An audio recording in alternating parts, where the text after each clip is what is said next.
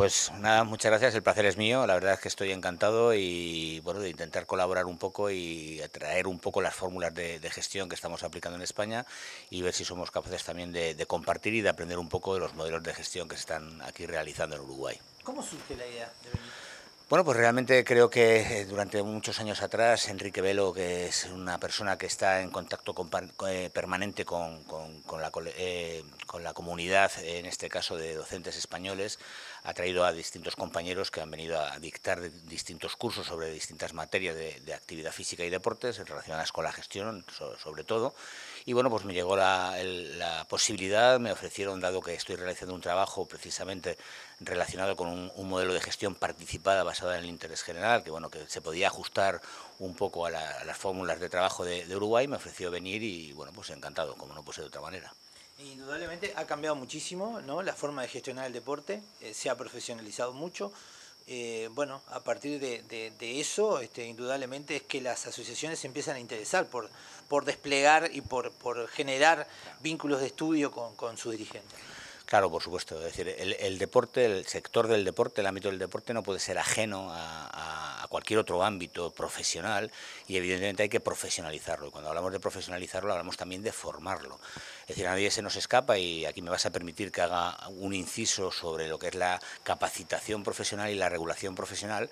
A nadie se nos escapa, por ejemplo, que un médico, para poder ejercer su profesión, obviamente tiene que estar debidamente titulado. No se nos escapa que un profesional del derecho o de lo que es un jurista tiene que tener su formación y evidentemente estar formado para ello. Incluso si vamos a montarnos en un autobús, esperamos que el conductor del autobús tenga su formación, su licencia de conducir y que evidentemente sea un profesional de su trabajo. Pues esto mismo pasa con el ámbito de la actividad física. No se nos puede olvidar que trabajamos con personas, que podemos influir de una forma muy importante tanto en su salud como en su formación, y eso como mínimo requiere una formación profesional.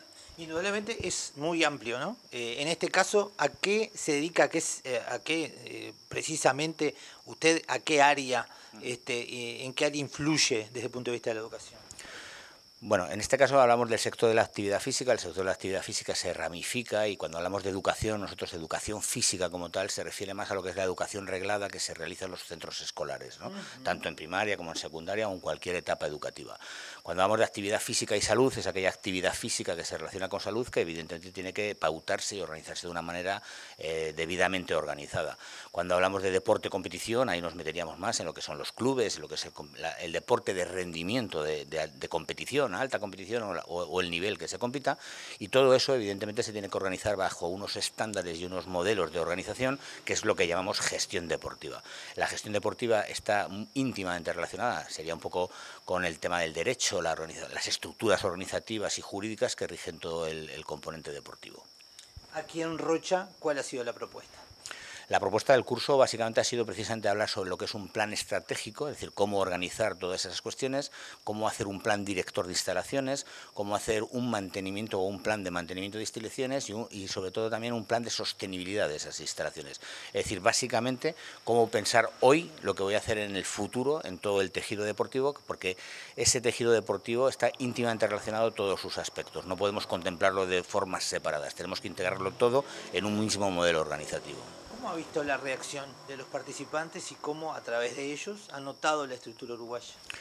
Bueno, primero lo estoy percibiendo, este es el tercer curso que doy, estuve en Tacuarembó primero, estuve en Rivera, ahora en Rocha y nos queda Montevideo.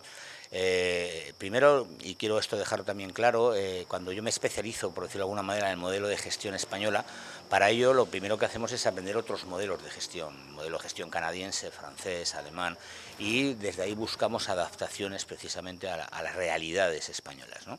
Aquí lo que encuentro obviamente es un ecosistema diferente, porque también tenemos un marco regulador diferente y lógicamente tenemos que hacer esas adaptaciones.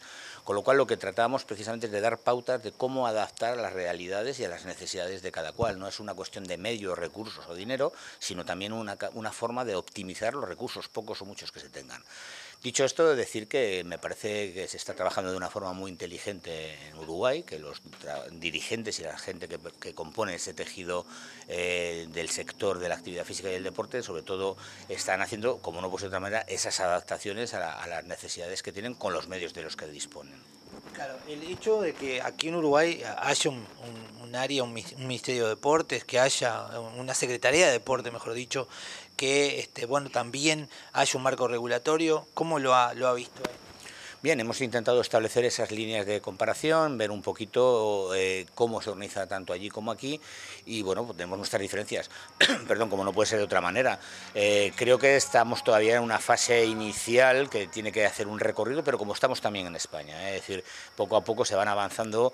También tenemos que entender una cosa, ahora mismo digamos, la regulación profesional que se inició en un momento determinado ha sufrido un relanzamiento muy importante por una cuestión lamentable que vosotros, al contrario que nosotros, gestionasteis de una manera ejemplar, que fue la pandemia. A España la pandemia nos dio muy fuerte, desestabilizó todos los sistemas y todos los ecosistemas, tanto deportivos como de todo tipo, y eso nos ha obligado a pegar un impulso muy fuerte porque en este caso concreto la actividad física está íntimamente relacionada con la salud. Y si algo aprendimos en la pandemia es que había que ser activamente físicamente activos precisamente para evitar esos efectos. En España, indudablemente, cuando se habla de deporte se habla de un montón de disciplinas. Aquí en Uruguay, cuando se habla de deporte, se habla del fútbol, se habla del básquetbol. ¿Esa puede ser bueno, un problema a la hora de desarrollar política? Hombre, es limitante. Diciendo que el fútbol también está organizado independientemente, sí, que claro. es muy difícil. Claro, no deja de ser en cierta manera limitante si solo tenemos esa visión, es lo que comentaba antes, ¿no? Nosotros contemplamos lo que es esa parte del fútbol o del baloncesto, o en España o una mayor diversidad de deportes, desde ese punto de vista del rendimiento, pero no hay que olvidar que en España o en Uruguay o en cualquier país, no manejo los datos exactamente de Uruguay, puedo decir los de España, que en España el 80% de la población hace un deporte completamente alejado de la competición, con lo cual evidentemente hay que atender a esa población desde otras perspectivas que no sean las competitivas, como decía, la salud, la recreación, incluso lo que es la mejora de la salud mental, la ausencia de soledad. Tenemos gente mayor que vive sola y a través de programas de actividad física conseguimos una socialización que no lo podemos conseguir con otras herramientas. A eso iba. Es una buena noticia el hecho de que los gobiernos, en definitiva, tengan áreas. Por ejemplo, el gobierno de Orcha tiene un área de deportes que también incide mucho, es muy importante, muy influyente en el andamiaje social.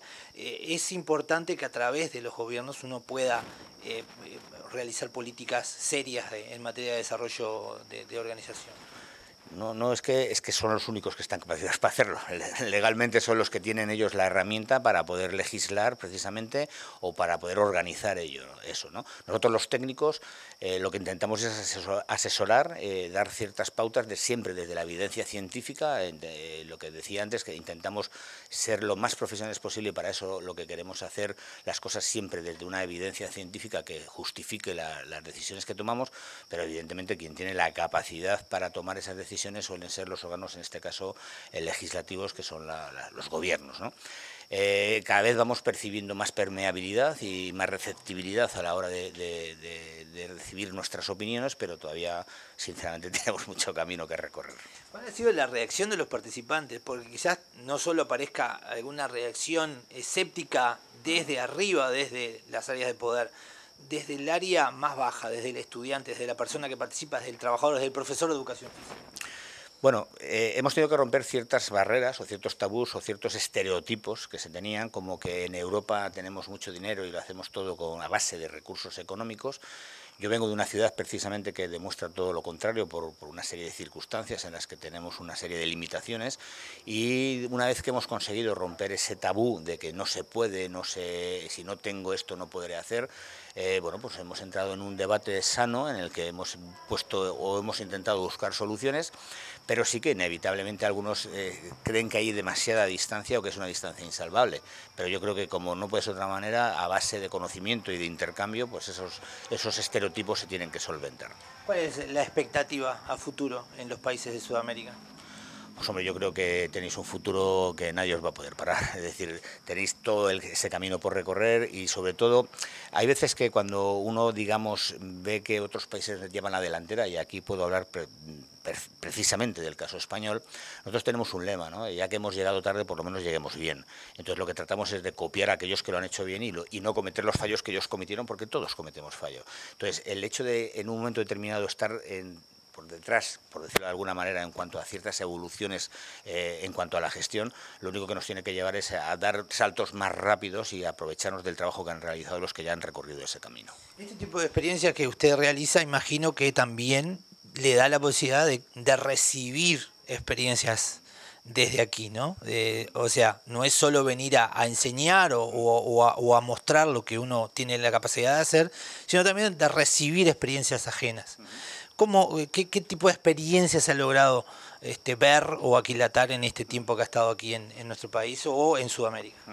Bueno, primero y de todo lo que comentaba, ¿no? Para mí el primer afortunado por venir a vuestro magnífico país soy yo, y más que solamente o no verla solamente desde una perspectiva, como comentaba antes, que la actividad física se tiene que contemplar de distintos ámbitos, las experiencias son enriquecedoras sobre todo en lo personal, conoces personas maravillosas que estableces una relación y sobre todo un intercambio personal, y a la actividad física sobre todo se basa en el contacto, esto es una cuestión de experiencias, y desde el ámbito profesional, como decía antes, si hemos estudiado modelos como supuestamente superiores al nuestro, como Canadá, Estados Unidos, no quiere decir con esto que estudiemos modelos que sean inferiores, ni mucho menos, sino simplemente vemos cómo otros modelos están buscando soluciones de formas incluso más imaginativas, precisamente por ciertas carencias de medios.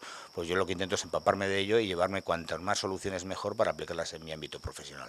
¿Siente que a nivel de las personas, de la gente, finalizando ya, siente que está más cerca del deporte, que el ciudadano común está acercándose más a la actividad física, a los centros deportivos gubernamentales, a los clubes deportivos?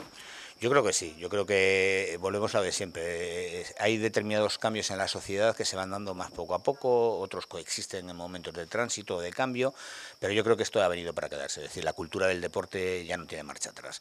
Ya es innegociable y sobre todo es indiscutible que la actividad física tiene que estar presente en todos los ámbitos de la sociedad.